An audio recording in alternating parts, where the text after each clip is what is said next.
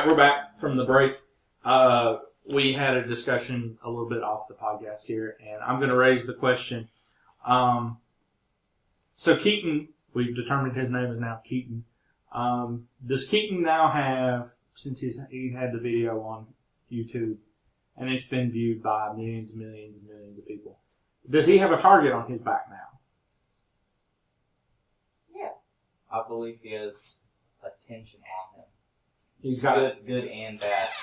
He has a target on his back, I think, like from all perspectives. Like he has a target from others who have been bullied, who are viewing him.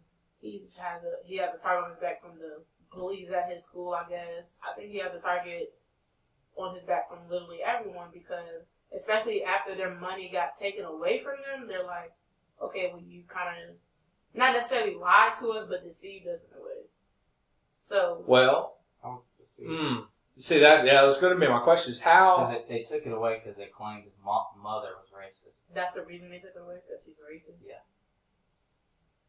Yeah. So why did they start the GoFundMe page in the first place? Yeah, well, that's a good question. I agree with that. And that kind of raises the question of this. If Okay. she's racist, what does that have to do with? Well, there you go. That was going to be my question. Is okay. Now, some people here's I guess I could see the rationale of taking the money away is that saying, okay, racism in a certain pretty clear light, at least in my brain, racism is bullying in and of itself. Oh yes, definitely. And so is it yeah. So in a sense, them posting the picture of a rebel flag makes them no less better than the bullies. or no better than the bullies. Exactly. So I mean, in this, on that topic. I mean, they're bullying one group of people because Keaton has faced bullying, But and so they're just as them guilty. being rebels is They're just as guilty. Are they? They're Are just they? guilty because they're okay. They said that they took it away because their mother is racist. Okay, the mother is. Because she got a Facebook photo of her with the rebel flag. Well, I don't know necessarily if she's racist or not, so I'm not going to say how that. are we going to say that? But the reason behind why they took the money away is because And they saw the she likes picture. Trump, too. She's affiliated with Trump, so automatically she's part of the KKK. yeah, automatically she's racist. Yeah. That I don't agree with. I'm going to say I don't agree with that because I'm not going to make assumptions off the real photo. I've never talked to that person in a lot. But the sense of a person being racist, not saying she is, a sense of a person being racist is somewhat equivalent to bullying in the sense that they are, belittling or diminishing a certain race or group of people or whoever. I would agree there. Let me ask you this question too. All right. So obviously the awareness of bullying has increased. Yeah. Thus the number of bullying incidences has increased. All right. So what could be go ahead. I think with that one, not necessarily increases now being reported. These bullying cases are being reported. Okay, that's a good point. In that the number of bullying incidences reported has increased. Bullying, as Clay was pointing out, bullying has been going on since the caveman. Yeah. All right. So at the end of the day, what I have to ask this question because I was. My friends and I have, when we taught, we had this thing called the bully industrial complex, which is basically all these people that go around and they sell these curriculum about bullying, and you go through these whole things and these trainings and everything. At the end of the day, what can the bullying industrial complex, what can all of this awareness do? Clay, you're shaking your head. Nothing. I think that's a waste of money. Okay. You think it's a waste of money? You think it's a waste of time? All right. Tell me why. And they're benefiting off of doing this. These people who have this, I don't know, because I don't know the organization, but they're getting money to come and talk to kids about bullying. is So that now we're making it a whole nother issue and a whole new like field for people to go into and like make money off of kids being bullied over here. Like Okay. why is that a thing now? But like say somewhat 20 years ago. 20, 30 years ago. I don't think we I've didn't sat have through a any of bully. this. is okay. So you're I saying just you think because the social media. Sorry, I Go don't mean to ahead. keep cutting you off, but I just want to finish. The social media aspect, I believe, is the biggest reason why we're getting so much more of hearing this because people can voice their opinions on social media. People can also bully on social media. Mm-hmm. So it's just a whole new avenue. Like 30 years ago, you couldn't go on Twitter and say, "You're real fat. That picture of you is ugly." Blah blah blah. Roasted. Roasted. Yeah. Like you couldn't do that. So I'm saying like it's a lot more easily accessible for bullying to happen, but it's still And so the same countermeasures then shouldn't be. Well, okay, the I just counter. don't understand what these organizations are teaching kids. They're like making them aware of bullying. Like I think as a kid growing up, I was aware of bullying. I was aware that it happened. I even was bullied myself. So why would I need somebody to tell me what bullying is? That's a I'm good going question. through it right now. Like I don't understand. Okay, I agree with that. Like, why does someone need to be told what bullying? But in the aspect that these people are like basically like the beneficial of not knowing or being aware of the bullying. I think I disagree with him on that because then I would relate it back to if we said if a racist person is equivalent to bullying, then the NAACP then made money off of bringing awareness to, in segregation for African Americans, correct? Okay. Okay, and in Yeah. that sense, African Americans or kids or whoever who went to schools with, white Americans, they were bullied because, even, what is her name? Oh, God, I cannot think of her name. I forgot her name. I know what please say. Who is But it? it was a girl. She was she was in grade school, and she was an African American girl who was going to a white school, and she was being escorted by the Oh, I know who you're Yeah. talking about in Arkansas. Yeah. that girl. I can't think of her name. Yeah. Exactly. There were multiple cases just like that, and then a committee was formed in NAACP to help end with So stuff that was going on like that. You're equating then The bullying the bullying and awareness. One of I'm not they're great I'm people, not- but we call it Oveus. That was the one that we used when I taught.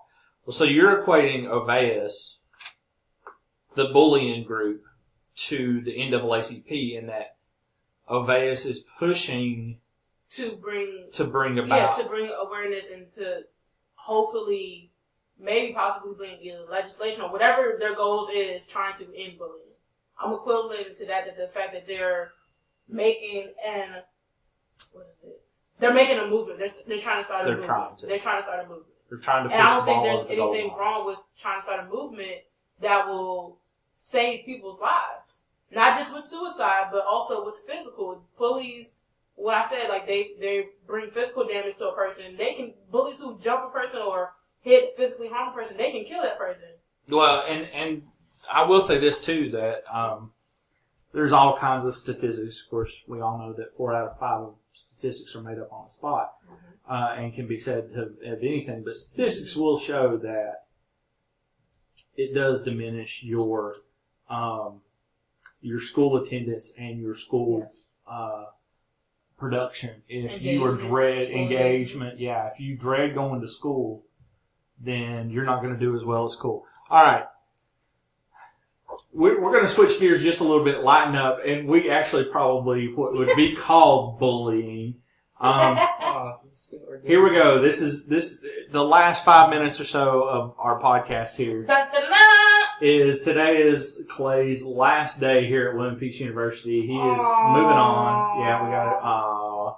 He is moving out to Boone to attend a university out there.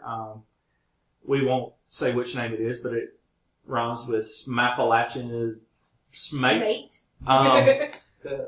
And so we've had Clay's last lunch here in Raleigh.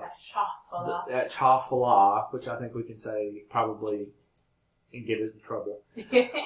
But the biggest thing that we're looking forward to seeing with Clay going off to Appalachian Spanked is the fact that we really are looking forward to the girls that Clay brings back here to William Peace to meet his friends. Introduced to the family. Introduced to the family down at Cornelius. Down at Cornelius, taking them down, maybe run by the fish shack, the fish camp. So, Maya, you kind of hit the nail on the head. Envision, if you will, the girl that Clay is going to bring back. This is all jokes. This is not jokes. I don't think these are jokes. I predict that Clay will be bringing home a very outspoken. Female. She's not afraid to, say what's on her mind. She's probably not going to be afraid to what's on her mind. She's a loud mouth. She might be a little loud. Very vibrant with colors. Very opinionated. Probably has probably has a dolphin tattooed somewhere. Maybe somewhere. On her. And I feel like she's going to have some liberal, I think she's going to be very from what our dear friend Clay has. But I think though, this is my theory, is that Clay, once he gets up there into the mountains of Boone and really gets into the culture of there at Appalachian State, I think we're going to find that Clay will have softened. The I feel stiff like he will expand rock. more, become more open-minded. He might even become more open-minded, if you would say. And his tough, austere will be exterior will be that certain female will crack, and we think that that's going to be part of what cracks it, and then I think it will just ultimately it'll be the water that cracks, and it freezes and cracks the rock. Yeah. He'll become like one of those people who just go with the flow. And just goes with the flow. And so let's give you guys a breakdown of Clay's future wife. Yes. I project that she will probably have fairly long hair.